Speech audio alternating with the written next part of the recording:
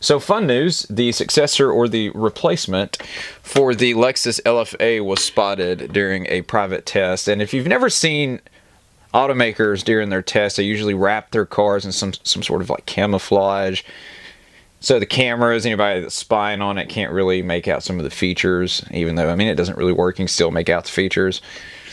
But, and if you don't know what the LFA is, it was Lexus's high-end sports car. And they're awesome, no doubt, but they've got this gap, this panel gap, where the bonnet or the hood is supposed to marry up to the front bumper or the front fascia. And there's a gap there, and it's supposed to be for intake, but my God, it looks awful. In my opinion, it looks terrible. But the car is awesome. And the replacement looks pretty sleek, pretty sporty. I'm assuming it's going to be, just as good performance-wise as what the LFA was, if not better. So it'd probably be more expensive. I can just go ahead and tell you it's going to be more expensive. Not that the LFA was cheap. I'm not sure the exact figures, but I would imagine it was over $100,000 or close to it. So it's exciting, man. It's exciting times in the automotive industry. I mean, Nissan Armada, they've got a new one of those. It's a Nismo edition. It's the ugliest, boxiest thing I've ever seen in my life, but still cool for some reason. I don't know why. There's something about it that just stands out to me. Maybe it's the fact that it's Nismo. We have converted our 2014 Nissan Quest into a Nismo branded vehicle. Is there actually anything Nismo about the van? No. But, I mean, to the casual person, they're not going to know that. I had a guy in a Corvette the other day. Whatever the high-end version of the Corvette is, with all the bells and whistles, like a street legal race car, basically. Walked by me at the store when I was walking in. He was walking out. He's like, "Man, your van looks good." I'm like, "Dude, thank you. I appreciate that." While he gets in his Corvette and drives away.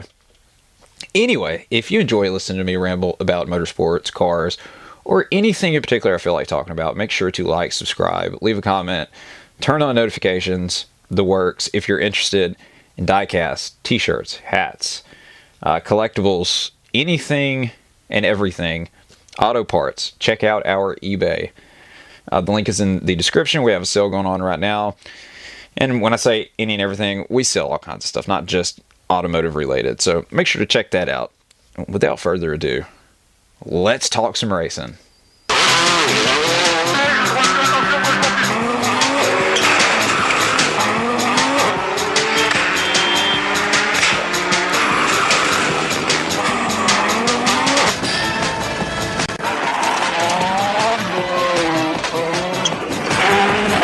Yep, let's talk some racing. After I tell you a story real quick, I was talking to my wife about this. This is not motorsports related, forewarning, but bear with me. I think you'll enjoy this. Every time I tell the story, people think that I'm making it up, and it's not true. But that's not the case. It is true. It actually happened. When I was a teenager, I worked at Hobby Lobby in Gardendale, Alabama, which is roughly 15 minutes north of Birmingham. On I-65, just a straight shot. Right out of Birmingham, you'll run right into Gardendale. They converted the old Walmart. They built a new one, and then the old building, they just converted to Hobby Lobby. I mean, it still looks exactly like Walmart, just with Hobby Lobby branding. So when I was a teenager, I worked there, and I was a stocker, which meant that I put together all the display furniture that you see when you go into Hobby Lobby. And so a friend of mine worked there with me, and we were in the back one day, and the way that the break room is set up in the back, when you go through the back doors into the back of the store, I guess. I don't really know what you'd call it, but like the landing area where you bring in new merch off the trucks and stuff like that. When you walk through the double doors to go back there, immediately to your left was a staircase, went upstairs, and there was like this little building that was built inside the back of the store, and that was our break room. And we were back there working one day, and the girls that were up there, they came out screaming and hollering, acting crazy. And they're like, "Well, there's a bird up there. We don't know how it got in, but there's a bird, and it's terrorizing everybody. So could you please come do something about it?" And I'm like, what am I supposed to do? You want me to take my hat off and catch it in my hat? Like, I don't understand. So me and my friend, we went up there, And we messed around for, man, it had to have been an hour trying to catch this bird. And it's just like, it's not going to happen. And so we stood back at the door of the break room, and we were about to give up, and the bird landed on a table about 10 feet in front of us. And there was another table that was separating us from the one that the bird was on. And in the middle of the table in front of us was a bunch of fruit. You know, for anyone, it's community fruit. And just on a whim, I was joking. Like, I had no intentions for what I was about to do to actually work. So I told my friend, I said, watch this. I picked up a tangerine or an orange. I don't remember which one it was, but picked one up out of that bowl, and I just lobbed it towards the bird. I mean, I didn't throw it with any force. Nothing. I basically underhanded it and just lobbed it towards that bird. And this freaking orange landed square on that bird's head and killed it. I mean, I don't even understand how that happened, because I just lobbed it and it wasn't even heavy. But this bird fell off in the floor and died. Like, I had no intentions of killing that bird. I was hoping if I did hit it out of, like, by some miracle, it would just knock the bird out and we could just pick it up and take it outside. But no, it died. And so then we had to walk, because we couldn't go out the back. We had to walk through the store with a dead bird, and everyone was losing their mind. So, anyways, it's a stupid story, but it's a funny story. Not so much, you know. Yeah, I don't condone animal cruelty to animals or anything like that, obviously. But we were kind of desperate. We had to get that bird out of there, and so I've killed a bird with an orange or a tangerine. How many people can say that they've done that? Like, I should just go hunting with a bowl of fruit. And forget about a rifle, forget about a gun. I'll just take fruit. You know, I can go hunting for a deer with a pineapple. That's how it's done. That's how we do it in Alabama. We hunt with fruit. I'm just kidding. So, if you didn't watch the Indycar race, it was another Alex Palou win, which is basically how this season has gone. And the race itself was pretty interesting. I mean, there was a lot going on. It was riddled with crashes that started early and often. So, but yeah, you know, just another. I mean, Alex Palou and Kyle Kirkwood have been the only two guys that have won any races this season, and Hondas.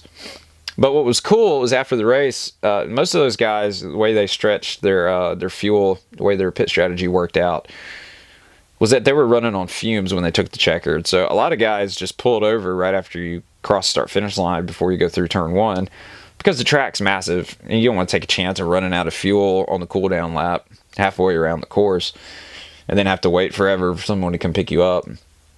Anyway, Santino Ferrucci finished third. He got out of his car, and there's some pretty cool footage. I'll put the link in the description so you can see it. But he walks over to the sand trap and motions for the fans to throw him something to drink, and they throw him a water bottle, and then they threw him a beer, and then he popped top on it and drank beer on national television after the race was over, and it was a Miller Lite, if I'm not mistaken. So I think we should all start a petition for Miller Lite to throw some logos on the side of Santino's car. I think that's a great idea. I know a lot of people, I talked to somebody yesterday that said they don't really care for Santino because of the way he acted and when he was in FP2. I think he's grown up a bit since then. I mean, I could be wrong. I don't know the guy personally, but just from an outsider's perspective, I think he's matured quite a bit since then. I mean, I think he's married. If he's not married, he and his girl have been together forever, so that'll help bring you back down to earth a lot. And so I hope that's the case. I hope he's grown up. If you didn't watch the Saline 6 Hours at the Glen, what a fantastic race. This is IMSA that I'm talking about. Fantastic, man. I don't know why Porsche was so slow this weekend. The Penske Porsches, you know, they've dominated the entire season up till Detroit a couple weeks ago. But they were still quick in Detroit. But at Watkins Glen, man, they were slow. I don't know what they had going on. Whatever it was it's pretty bad because both cars ran poor, and then the championship leader ended up wiping out going through turn one. I put the link for the highlights in the description as well so you can see what I'm talking about. But he wiped out and gave everybody behind him in the championship a fighting chance now because Acura ended up winning again. Meyer Shank's team. And so that's back-to-back wins for Acura. I feel gutted, though, for the 31 Whelen Cadillac because they had by far and away the best car this weekend. They led a bunch. They were leading at the end, and then they I don't remember if they ran out of energy, if they ran out of fuel. Something happened, I think, coming to take the white flag, and they had to hit pit road, and I don't know what that was. Something just made a racket in the back of this office here. I'm probably about to get mauled by something. I don't know. We live in the country, so I mean, it could be an opossum. Those things are everywhere. My dogs get after opossums literally every day, and they're gnarly, man. Those teeth, and they'll hiss at you. Whew. Talk about a bad day. You come up on one of those and you're not expecting it out here at night. Man, I've heard the death struggle out here when the dogs have gotten into it with them, and it is not good. Not good. But, like I said, we live in the country. Wild animals are everywhere. Everywhere. Yep, still making noise. Some probably about to die. Anyways. So yeah, the IMSA race was fantastic. Gutted for the Cadillac team that they didn't get that win. They deserved it by far and away. Had the best car. One of them, I can't remember if it was Jack Aiken, which driver it was that was in the car at the time, but lost it coming out of the bus stop chicane. Ended up saving it, but went over the curbing and launched the car. I mean, complete all four wheels off the ground. I mean, it looked like something from Dukes of Hazzard in an IMSA car. You're talking about a car that's an inch or two off the ground to start with. These are high performance, high dollar, fragile sports cars. And you're launching it through the air like it's Dukes of Hazzard. And I don't know if that had something to do with what happened at the end of the race. I have no clue, but they ended up losing, which was a shame.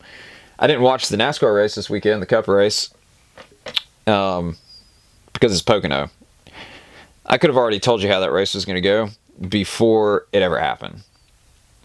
It was, from what I understand, kind of a snooze fest, and no one could really pass. From what I understand, Chase Briscoe was leading and saving fuel at the end. The guys behind him weren't saving fuel, and they still couldn't pass him. It's the same song, different verse. Gen 7 car is a turd, and NASCAR evidently has zero ambitions about fixing it. And the reason they don't want to fix it is because they're getting exactly the results that they wanted. The Cup Series has turned into a Hendrick Gibbs and Penske Cup, essentially. I mean, if you don't drive one of those cars, barring some random thing happening like at Charlotte where Ross had newer, fresher tires and William Byron, outside of something like that happening, those guys they're going to win every weekend. The Gen 7 has done the absolute opposite from leveling the playing field. If anything, it's given those teams a leg up on everybody else, which is frustrating to me. But what else is frustrating to me? Mark Martin had a poll on his Twitter. And it was a similar poll to what Jeff Gluck had on his Twitter. And that was, which kind of championship format do you believe NASCAR needs to have? And the overwhelming majority on both polls want a full season championship. And Mark said on his Twitter that, NASCAR is going to have to explain to the fans why they're not giving the fans what they want. And the thing is, I hate the playoffs. I've hated them from the beginning. I mean, I think 2004 I gave it a chance, but it was quickly diminished after that. I hate it. I hate it. I always have. To me, playoffs do not belong in motorsports. If you're going to do it, the only thing that I see where it would actually work is drag racing, because outside of the one circuit or the one track that they go to that's four abreast, it's usually just one-on-one. So that makes more sense. I still hate it, but that makes more sense than having 40 drivers out there at a time. Or, when they go to the last race of the season, the final four race, you've got 40 cars out there on the track. But you can physically see as you watch the race progress that NASCAR's told everyone who's not in the playoffs to not race the four guys who are and to get out of their way. Every single year, it seems like, unless something crazy happens, They go into the final race of the championship, and the final 4 guys are always running 1, 2, 3, 4. What? That's blatantly bogus. Okay, and to think otherwise is just naive. It's bogus. But the thing is, like, NASCAR has put themselves in a box now to where they are beholden to what the TV wants, what Fox wants, what NBC wants. Because the contracts with those companies is what keeps NASCAR afloat. And they've painted themselves into this box now where they're going to do whatever the networks tell them to do. Stages came about, if you'll remember, due to an emergency meeting between Brian France and the NASCAR brass and the TV companies. The TV companies came up with it. I don't know if that was officially the narrative or not, but that's what happened. And so as long as they are in this box where they're beholden to the TV companies, contracts, whatever you want to call it, nothing's going to change. We're going to be stuck with playoffs. You know, everyone complained about Logano winning last year until they were blue in the face. NASCAR came out and they said, we fixed the problem. We fixed it, ladies and gentlemen. Rest assured that it is fixed. We are changing the venue from Phoenix to Homestead. Yeah, as if that actually fixes the problem. It doesn't, and we all know it doesn't. It's just nonsense. Plus, you have incompetent people that are in charge.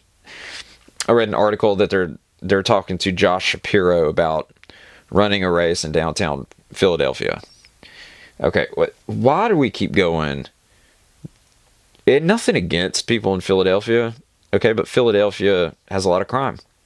Look, I'm from Birmingham, grew up in Birmingham, and I can tell you right now, Birmingham has a ton of crime. It just is what it is. It's not bashing on any city in particular because of their politics or anything like that. It's just a fact that there's a lot of crime in Philadelphia. No different than St. Louis. No different than Mexico City. So why do we keep going to these places? And you know,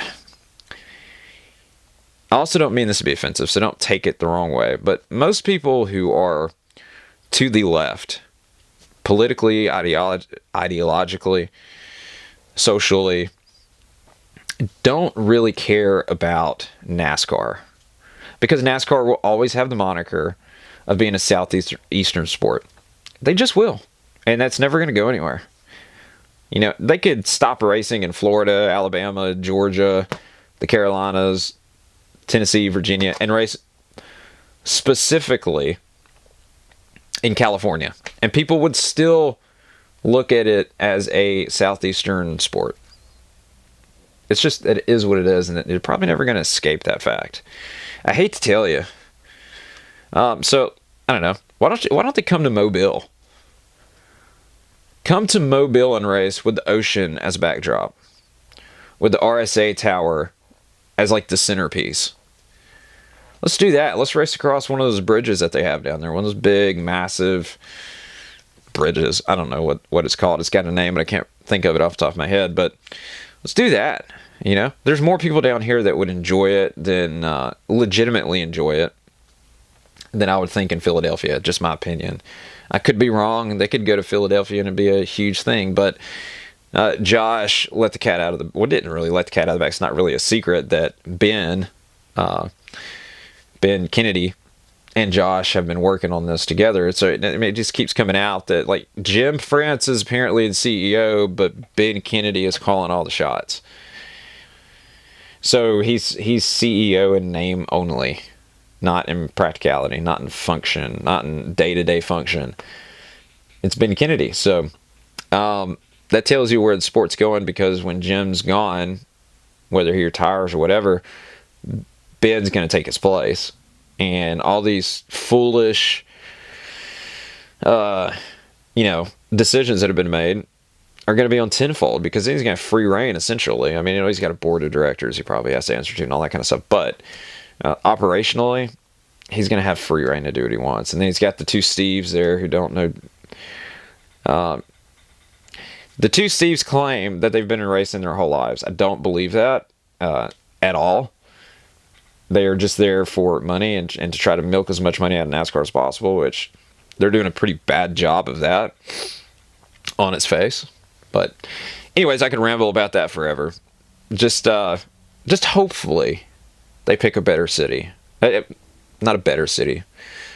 Like I said, I'm not bashing Philly. I like Philly, but it's just there's a lot of crime. That's it. And instead of trying to go to these markets, NASCAR's proven time and time again over the decades. Brian France made similar mistakes and admitted to it.